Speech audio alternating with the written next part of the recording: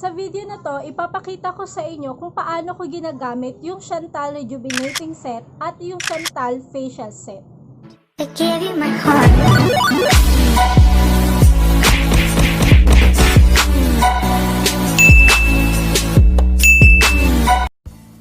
Sa day 1, ang ginagamit ko is yung Shantahl Rejuvenating Set para maghilamos, para malinis yung ating muka. Then make sure tuyo na yung ating mukha bago tayo gumamit ng toner ng Rejuvenating Set. So ganyan ko siya ginagamit all over my face. Then sasama ko yung aking neck. Then dahil morning ngayon, ang gagamitin natin is yung day cream para may kasama na siyang sunblock. Then sa gabi, same procedure, maghihilamos ulit tayo gamit yung Rejuvenating Set na sabon. Then same procedure ulit, toner. Then dahil gabi ngayon, yung night cream naman yung gagamitin ko.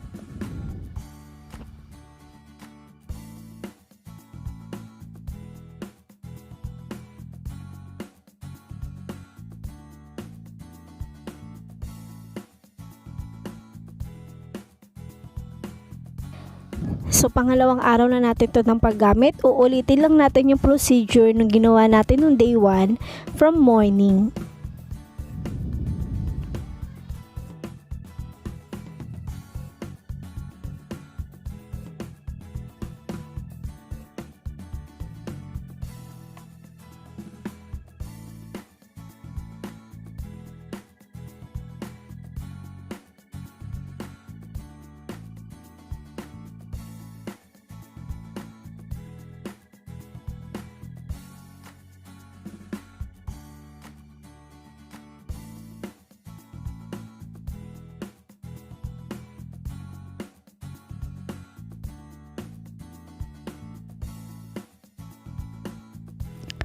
Sa day 2, evening to, bagong ligo ako kaya hindi ko na na-videohan yung part na naghihilamos ako.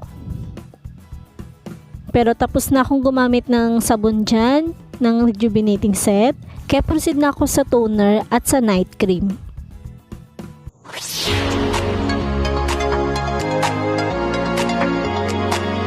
So update muna tayo. After 2 days ng paggamit ko, nagsisimula na siyang mamalat.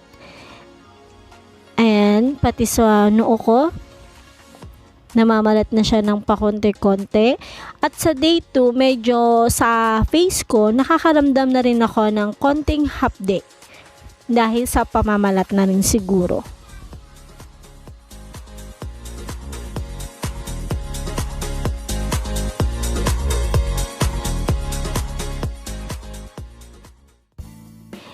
So itutuloy natin ulit ang paggamit ng day 3. So same procedure ulit from morning. Maghihilamos ulit tayo, then gagamitin ulit natin yung toner at yung sunscreen or yung day cream.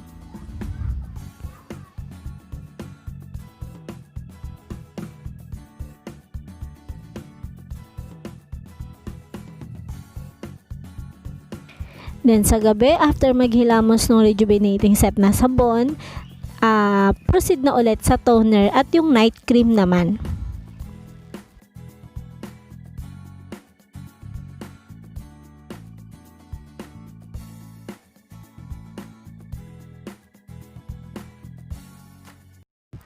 Update after 3 days ng paggamit ng Shantahl Rejuvenating Set. So sa pangatlong araw, tuluyan na akong namamalat, kaya medyo mahapdi na rin talaga siya pag naglagay ka ng toner. Nararamdaman mo na yung hapdi dahil sa pamamalat na ng mukha mo.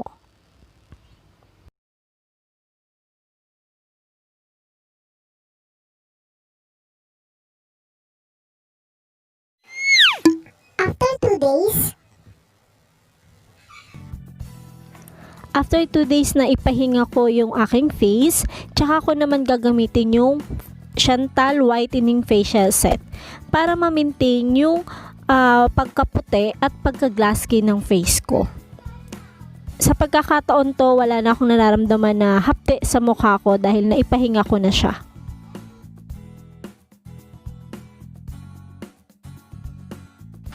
Ito na yung pagbabago ng aking face after ko mag-rejuve at mag-Shantahl Whitening Facial Set.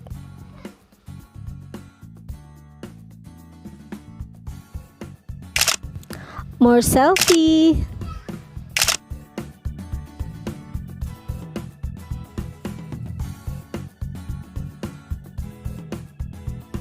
So, ganun ko siya ginagamit. Ang una kong ginagamit is yung Shantahl Rejuvenating Set. 3 days ko lang siya ginagamit. Then, after 3 days, papahingahin ko yung mukha ko. Wala akong gagamitin na kahit na ano for 2 days. Then, after ko mag 2 days, tsaka ko gagamitin yung Shantahl Whitening Facial Set para mag-continue yung pagka-glassing at pagkaputi ng mukha ko.